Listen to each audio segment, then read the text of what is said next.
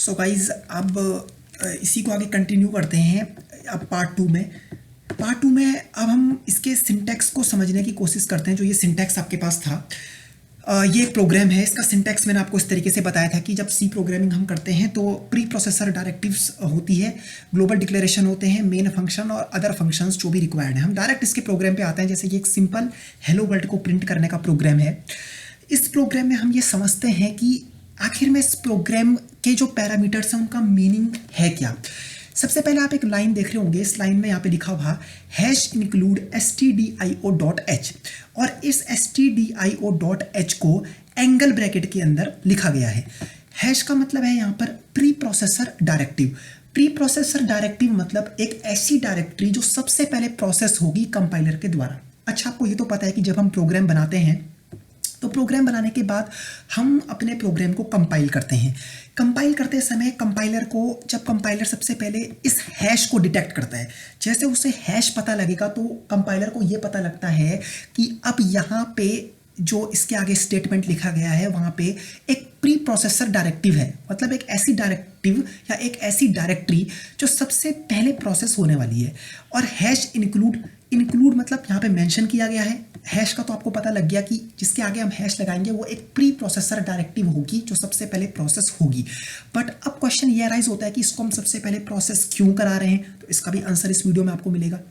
Include मतलब हम यहाँ पे इंक्लूड कर रहे हैं, और एंगल ब्रैकेट के अंदर आपने देखा है यहाँ पे लिखा हुआ stdio.h। stdio मतलब स्टैंडर्ड से बना है std, और io मीन्स इनपुट आउटपुट। तो इसका पूरा फुल फॉर्म जो होगा वो होगा स्टैंडर्ड इनपुट आउटपुट। और .h यहाँ पे लगा हुआ है। h का मीन्स है यहाँ पे हेडर मतलब इसीलिए इसको हेडर फाइल बोलते हैं। मीन्स सबसे पहले जिस फाइल को हम प्लेस्ड करते हैं अपने प्रोग्राम में तो वो फाइल है ये हेडर फाइल। ऐसे सी में लगभग 236 हेडर फाइल है। उनमें से एक हेडर फाइल ये है जो बेसिक हेडर फाइल है, जो कि जनरली इनपुट और आउटपुट के लिए यूज की जाती है। अब क्वेश्चन यहाँ पे ये अराइज होता है कि इनको हम प्री प्रोसेसर डायरेक्टिव क्यों कहते हैं और इन हेडर फाइल्स को लगाने का मोटिव क्या है।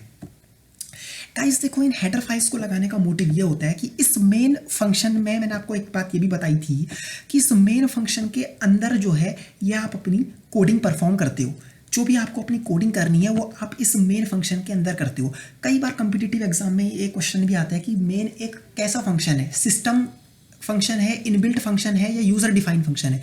ये मेन जो आपके पास है ये एक यूजर डिफाइंड फंक्शन है, क्योंकि इस मेन की डेफिनेशन यूजर अपने अकॉर्डिंग चेक कर सकते हैं। क्योंकि अभी ऐसा हो सकता है कि आप इस मेन के अंदर एडिशन का प्रोग्राम बना रहे हो, लेकिन कोई दूसरा अपने सिस्टम में इस मेन के अंदर सब्ट्रैक्शन का प्रोग्राम बना रहा है, कोई तीसरा अपने सिस्टम में इस मेन के अंदर फॉर एग्जांपल लूप का प्रोग्राम बना रहा है, एरे का प्रोग्राम बना रहा है, पॉइंटर का प्रोग्राम बना रहा है। तो हर किसी के कंप्यूटर में इस मेन की डेफिनेशन उसके अकॉर्डिंग परफॉर्म हो रही है, जो टास्क वो परफॉर्म करवाना चाह रहा है। आप मान लो एडिशन परफॉर्म कराना चाह रहे हो तो आप मेन की डेफिनेशन अपने अकॉर्डिंग यहाँ पे एडिशन की दे रहे हो, लेकिन कोई और उसकी डेफिनेशन में, मतलब कोई और अगर लूपिंग परफॉर्म करना चाहता है या फॉर एग्जांपल एरे के प्रोग्राम बना रहा है तो उसकी डेफिनेशन उसके अकॉर्डिंग क्या हो गई है, चेंज हो रही है। तो मेन की जो डेफिनेशन है वो हर किसी के सिस्टम में उनके टास्क के अकॉर्डिंग अलग अलग है। तो मेन एक यूजर डिफाइंड फंक्शन है, यूजर इसकी डेफिनेशन अपने अकॉर्डिंग बदल सकते हैं। अभी आप इसमें हेलो वर्ल्ड का प्रोग्राम बना रहे हो, कल आप इसमें एडिशन का प्रोग्राम बनाओगे, फिर एरे, फिर लूप, ऐसे करके तो हर बार आप इसकी डेफिनेशन को चेंज कर सकते हो। तो इस वे में भी आप इसको बोल सकते हो, ठीक है। इसके बाद अब यहाँ पे आप ये प्रिंटफ देख रहे होंगे। अब हम अपने असली मुद्दे पर आते हैं कि ये stdio.h को यहाँ पे लगाने की रिक्वायरमेंट क्यों पड़ी।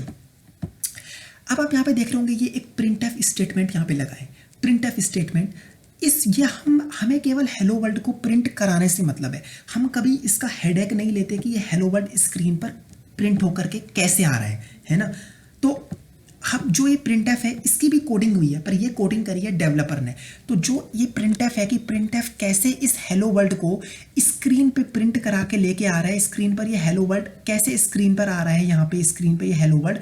तो इस प्रिंटफ की पूरी डेफिनेशन जो है वो इस हेडर फाइल stdio.h में लिखी गई है। प्रिंटफ कैसे स्क्रीन पर हेलो वर्ल्ड प्रिंट करा के ला रहा है, इसकी पूरी जो डेफिनेशन है वो कहाँ लिखी हुई है, stdio.h में लिखी हुई है। सो अगर आप इस प्रिंटफ फंक्शन को यूज करते हो तो आपको ये हेडर फाइल इंक्लूड करनी पड़ेगी। ये मैंडेटरी है। It is to be essential that if you use printf function in your program then you must added और placed header file in this section of your program. आप इस अपनी header file को यहाँ पे आप लगाओगे। अगर आप printf फंक्शन अपने प्रोग्राम में यूज़ करते हो तो आपको इस printf की डेफिनेशन जिस हेडर फाइल में लिखी गई है उस हेडर फाइल को यहाँ पे इंडिकेट करना पड़ेगा।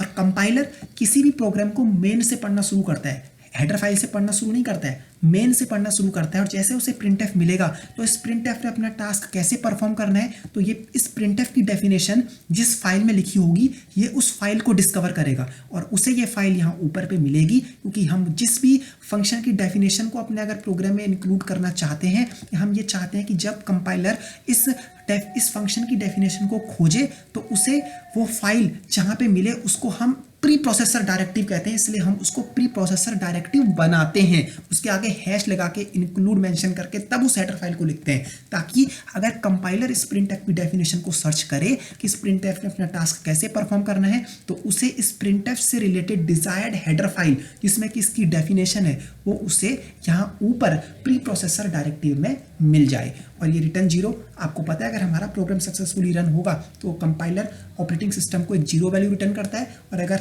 उसमें एरर है तो कंपाइलर जो है वो ऑपरेटिंग सिस्टम को नॉन इंटीजर वैल्यू रिटर्न करता है। अब ऐसा हम क्यों रिटर्न करते हैं, इंट का मतलब क्या है ये आप आगे समझोगे। और किसी भी स्टेटमेंट के आगे हम ये सेमी कॉलन लगाते हैं। सेमी कॉलन का मीन्स है कि अब कंपाइलर को ये पता लगता है कि ये स्टेटमेंट यहाँ पे टर्मिनेट हो चुका है। तो गाइस अभी हमने इस वीडियो में केवल एक बेसिक प्रोग्राम, एक सबसे बेसिक प्रोग्राम का सिंटैक्स देखा। आई होप कि इससे आपको थोड़ा क्लियर हुआ होगा। इसको हम अभी टर्बोसी में लाइव इंप्लीमेंट करके आपको इसको मैं लाइव रन करके दिखाता हूँ। सो गाइस अगर ये वीडियो आपको पसंद आई है तो प्लीज़ इस वीडियो को लाइक करें और सब्सक्राइब करके बेल आइकन प्रेस करें, जिससे कि आपको हमारे इस चैनल के आने वाली वीडियोस की लेटेस्ट नोटिफिकेशन सबसे पहले मिले। Thanks a lot guys.